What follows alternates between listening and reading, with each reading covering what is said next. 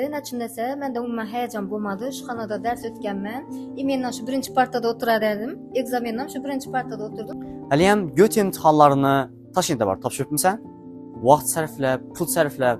Havna uchun? Deganishdan bu narsa borku. Nerede deb so'raysanmi? Albatta, Berlin nemis tili maktabida. Hozir ham göt imtihonlari chanda olinibdi. Getdik ko'rib chiqamiz. Assalomu alaykum. Ekzamen nechik oldi?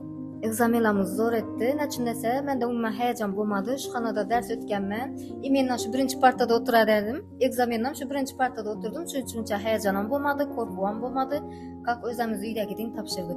Benimce neticelerim zor boladı. Rahmat.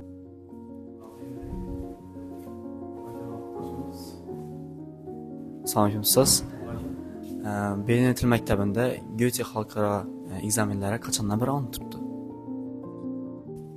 Bizani Berlin nemis tili markazimizda Goethe imtihonlari 2025-yil mart oyidan boshlab olinib boshladi. Ya'ni biza 2025-mart oyidan boshlab rasman Goethe imtihoni olish joyi sifatida qabul qilindik.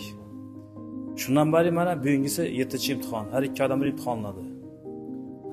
Ustoz, bu imtihonni Goethe institutidan kelgan o'qituvchilar oladimi yo bo'lmasa Berlin o'qituvchilar ham bu imtihonlarni olib borami ekzamenlar sifatida? Goethe instituti o'qituvchilari bilan birgalikda bizning Berlin til maktabi o'qituvchilari ham bu imtihonni oladi. Ya'ni hozir ikkalamizda A1dan S1 darajagacha imtihon huquqiga ega beruvchi sertifikatlarimiz bor. Men bilan zil oladi.